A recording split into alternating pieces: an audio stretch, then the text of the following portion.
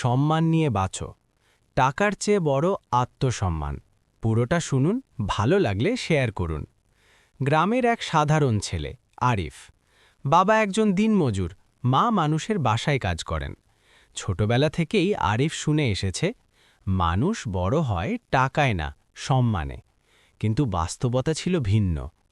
College শেষ করে আরিফ শহরে চাকরি খুঁজতে গেল।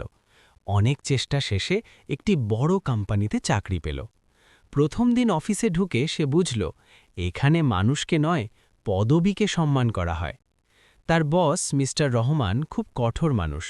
সামান্য ভুল হলেই সবার সামনে অপমান করতেন। একদিন মিটিং চলছিল, আরিফ একটি প্রেজেন্টেশনে ছোট একটি ভুল করে ফেলল।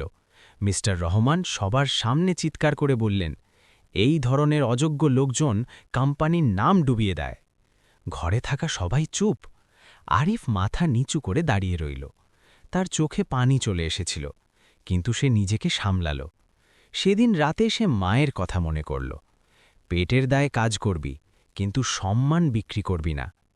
পরদিন অফিসে গিয়ে সে সিদ্ধান্ত নিল, চুপ থাকবে না, কিন্তু অসম্মানও করবে না। আবার একদিন বস তাকে অন্যায়ভাবে দোষ দিলেন। এবার আরিফ শান্তভাবে বলল, স্যার, যদি আমার ভুল হয় আমি শিখব, কিন্তু দয়া করে সবার সামনে আমাকে অপমান করবেন না। আমি আপনার কর্মচারী, দাস না। ঘর নিস্তব্ধ। সবাই ভেবেছিল এবার আরিফের চাকরি যাবে। কিন্তু মিস্টার রহমান প্রথমবারের মতো চুপ হয়ে গেলেন। কয়েকদিন পর তিনি আরিফকে ডেকে বললেন, তুমি জানো, আমি জীবনে অনেক কর্মচারী দেখেছি, কিন্তু প্রথমবার কেউ সম্মান রেখে নিজের কথা বলেছে।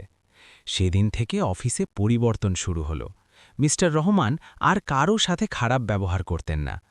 আরিফ বুঝল, সম্মান মানে চিৎকার নয়, অহংকার নয়, সম্মান মানে নিজের মূল্য বুঝে দাঁড়ানো। কয়েক বছর পর আরিফ নিজেই একটি কোম্পানি খুলল। তার অফিসে একটি বড় পোস্টার ঝোলানো, এখানে সবাই সম্মান পাবে। একদিন এক নতুন কর্মচারী ভুল করেছিল। সবাই অপেক্ষা করছিল কি হবে। আরিফ শুধু বলল, ভুল করলে শিখো, কিন্তু কখনো নিজের সম্মান হারিও না। গল্পটির শিক্ষা, সম্মান ভিক্ষা করে নয়, আচরণ দিয়ে অর্জন করতে হয়। অন্যায় সহ্য করা ভদ্রতা নয়। আত্মসম্মান থাকলে মানুষ একদিন সফল হবেই। টাকা হারালে কিছু যায় আসে না, সম্মান হারালে সব শেষ। গল্পটি কেমন লেগেছে কমেন্ট করে জানান।